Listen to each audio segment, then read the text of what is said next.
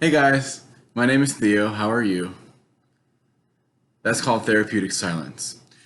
And today's Sunday, so it's time for another video on the Being Healthy is Cool YouTube channel. Now, my last video was about the cognitive cycle, and that was the first part of a series on dialectical behavioral therapy, or DBT. So this video is all about what is DBT and some information about the topics I'm going to be discussing in my further videos in the series.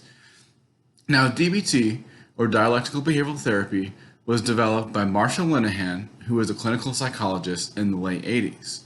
Now, Marsha Linehan is one of my favorite authors and psychologists of all time because she created this wonderful career that helped people like me overcome suicidal thoughts and addictions. And it wasn't until decades later, when she was already a successful practitioner, a successful published author, that she opened up about her experiences as a young person coping with borderline personality disorder, suicidal ideations. And her story is beautiful. I really recommend you look up her work. And so she was responsible for not necessarily creating new ideas. She did create ideas, but she's actually synthesizing ideas from cognitive behavioral therapy and also from Zen Buddhism. So she did some studying overseas with Buddhist monks, and that's where the acceptance comes in. Okay, so DBT, we're going to talk about cognitive behavioral therapy and the way that psychologists did therapy before the late 80s when DBT was created. But we're also going to talk a little bit about the philosophies of Buddhism that is still lives through DBT today.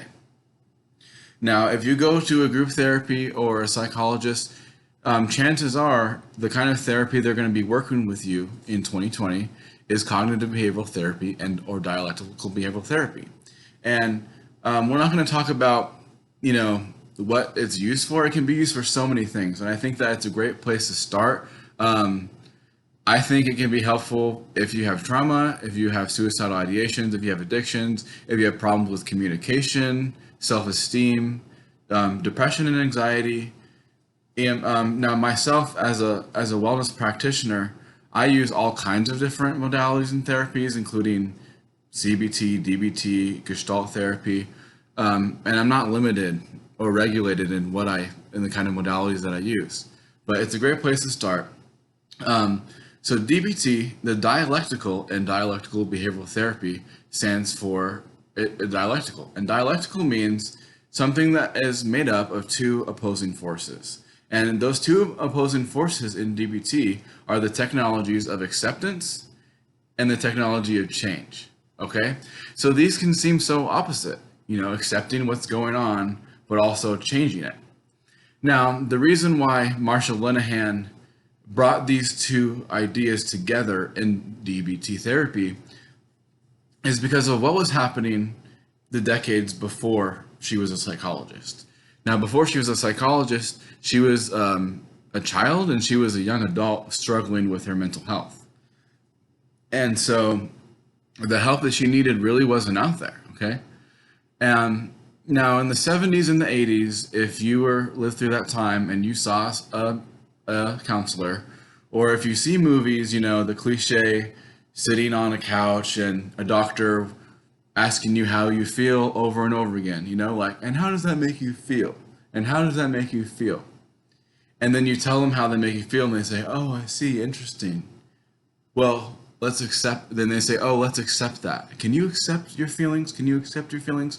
Now, accepting your feelings is important, but even today, I've heard of some psychologists and some people and my friends and family who have reached out for help, and they're not getting the help that they need because their counselors are coming from a place of acceptance only, without the change of DBT, that DBT brings it together. So a lot of people, almost anybody can tell you that they're not going to judge you for you telling them their feelings and that you need to accept your feelings. It's kind of obvious, right? So, yeah, a listener and a head bobber and saying, I know what you feel. Your feelings are important. You need to accept those feelings. That's all great and that's important. But and when we talk about change, which is the other technology in DBT, it seems almost so opposite. Like, how can I accept myself and my life and all the situations in my life for what it is and for who I am, but also want to change it at the same time? Well, let me tell you, using the technologies of acceptance and change is the only way you are going to transform your challenges and transcend your challenges. So the change aspect of it, okay? Yeah, the acceptance is yes. Yes, I'm an addict. Yes, I am. I sometimes struggle with communication with other people. Maybe that for you or me, that has probably been a thing, okay? I struggle with anxiety and depression.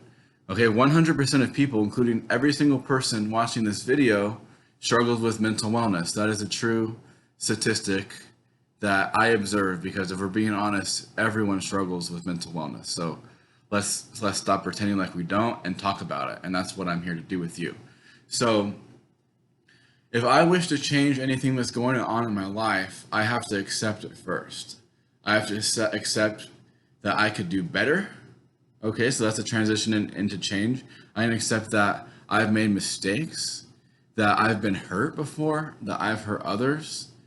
And so I'm not going to ignore those truths. I'm not going to ignore the light and the dark that is in my past, that might be in my relationships, and the blockages that are keeping me from where I want to be. I have to accept those things, and instead of pretending like everything's okay. Okay, so it's okay to not be okay. And this channel is about learning to live in mental wellness. Okay. And now I can't promise you a cure, but I can promise that I care, and I'm not the only one. So it's time to start listening to each other and working together. I'm doing this video all in one take. I don't have a script this time, so here I go. Now the change, okay? To accept where you're at. If you're still trying to pretend like you don't need help, if you're still trying to pretend that you don't have a problem with communication or with coping properly or with grieving properly or with, with an addiction, then if you're still pretending like you don't have a problem, then you're never going to change. So that's where the acceptance and the change, they have to both be there. All right, they have to be there within your own thoughts, to the awareness of knowing that you want to change and that you can accept what's going on, those feelings of relief that are going to come in, and those behaviors of seeking help, and those behaviors of integrating your experience with other people. Now, my name is Theo, but you can call me the exit sign editor, because I help people integrate their human experience instead of run away from them. Instead of looking for those exit signs, we're going to look within, and we're going to look to others who may have similar or different experiences as us.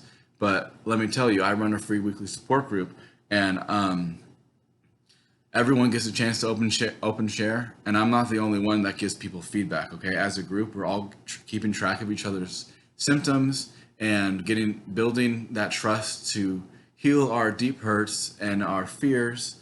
So there are people who are willing to listen, and you don't have to have a degree to help people. Okay, so I'm getting off track here. But we've talked about acceptance, so let's talk about the change.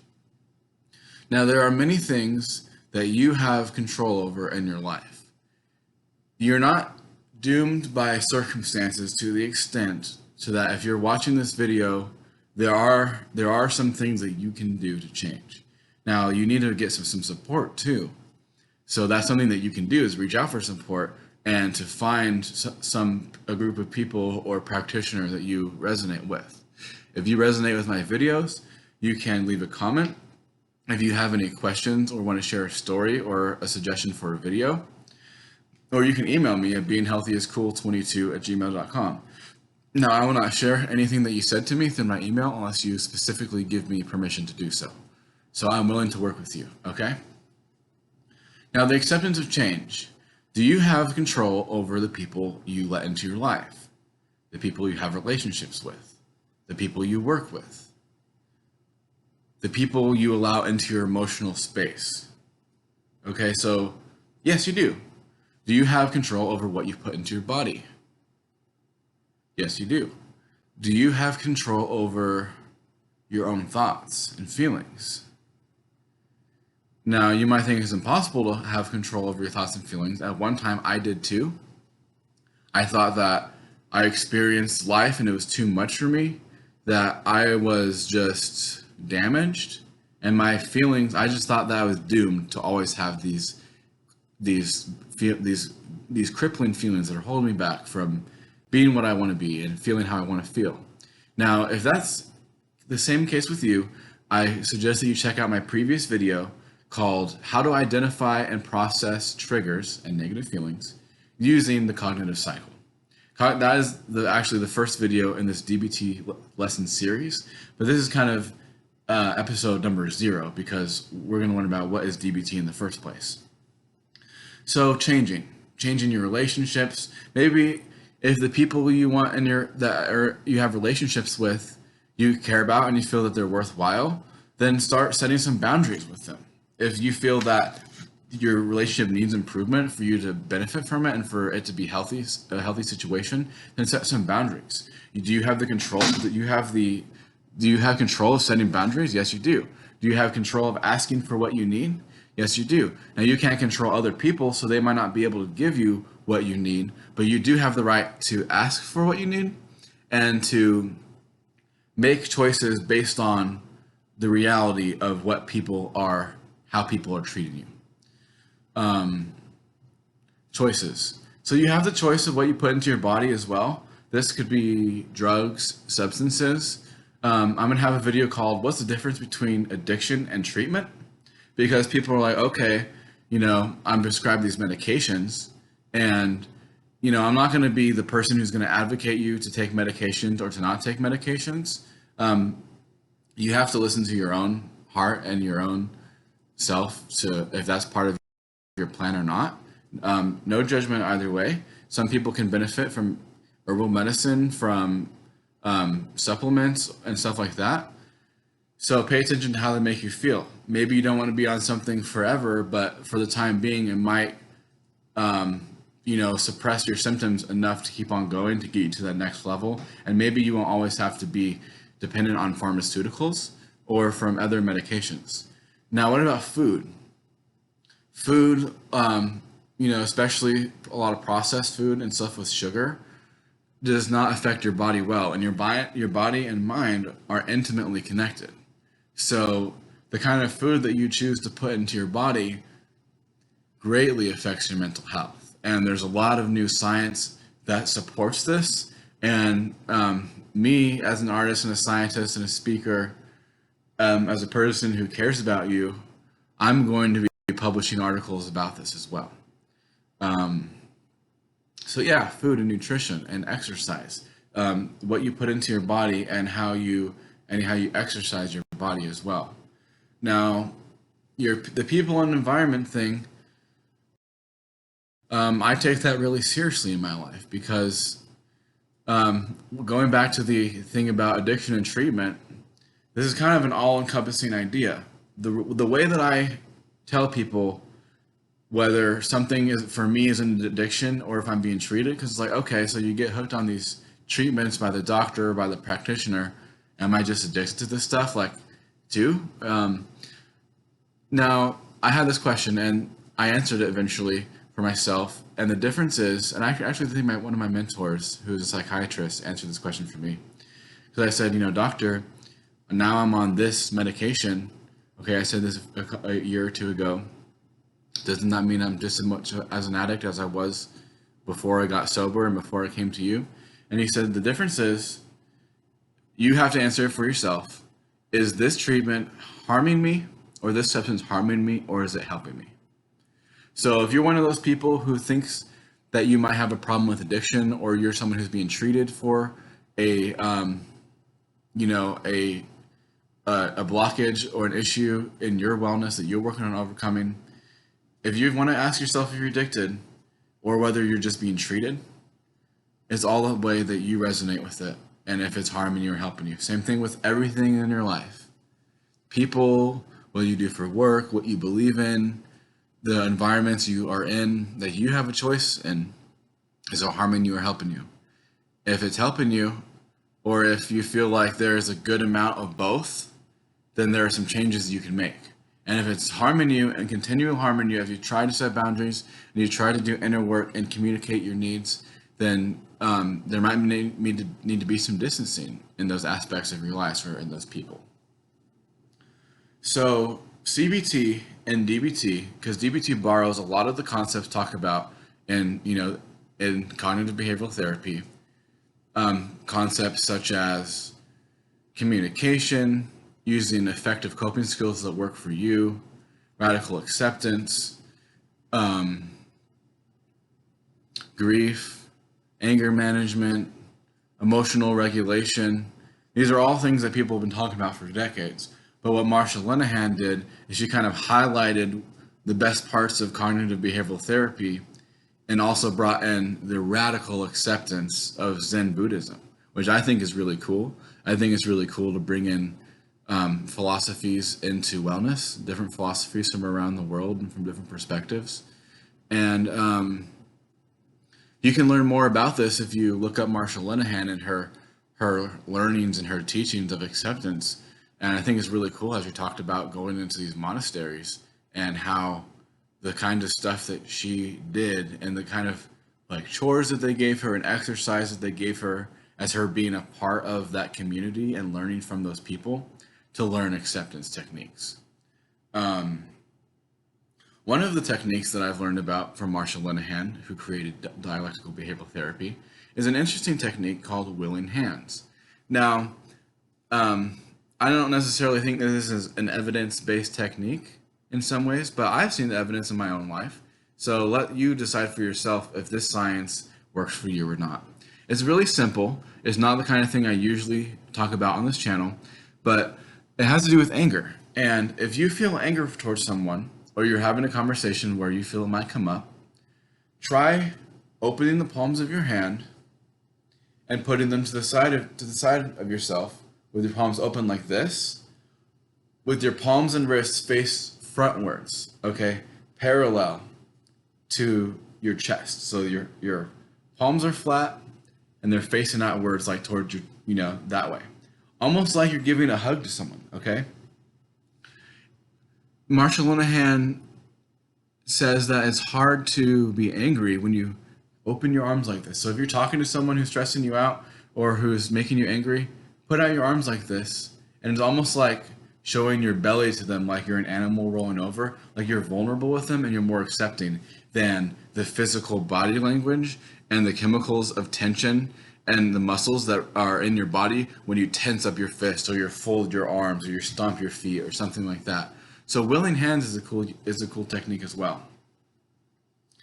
So this video is already 8 minutes long, but pretty much DBT is a wonderful assortment of therapeutic techniques that has to do with the technologies of acceptance and change. And if you see a therapist who is going to do DBT with you, usually part of the deal, in my situation, I found some great therapists. They are trained and are committed to being, non-judgmental when you're opening up to them.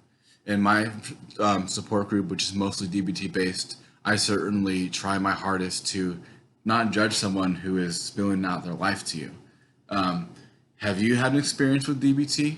Let me know in the comments below if it's been effective for you or not. And if you want to learn more about it, continue to watch my series because we're going to talk about all the DBT topics that I learned when I was in therapy and that I do in my support group. So one video is obviously not going to sum it up because a lot of my upcoming videos are going to be part of this essential DBT lesson series. I hope that gives you some information. The D is for dialectical, two seemingly opposing forces of acceptance and change. You have to have both in order to grow. And behavioral, which is a therapy that through exchanging ideas with your counselor and executing plans, not necessarily focusing on the past so much. So A lot of people will argue that other techniques are more useful for trauma.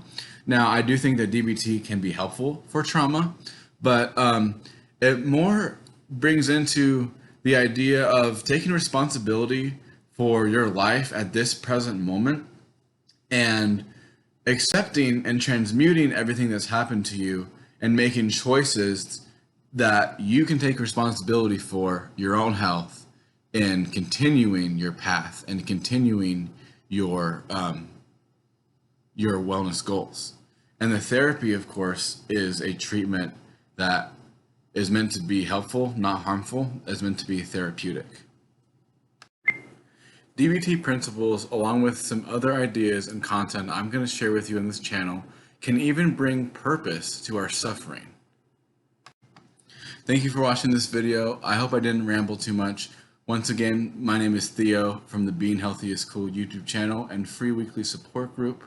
I'm still getting used to being in front of the camera. I'm in the process of getting a new camera and better setup. This is my new apartment that I just moved into a couple days ago. And remember, you are a Being Healthy is Cool wildcat. You know how to survive. And I can't promise you a cure, but I can promise you that I care, and I'm not the only one. So I'll talk to you soon, wildcats. Try the willing hands thing the next time that you're stressed out or tense. Does it help you feel more open and less angry?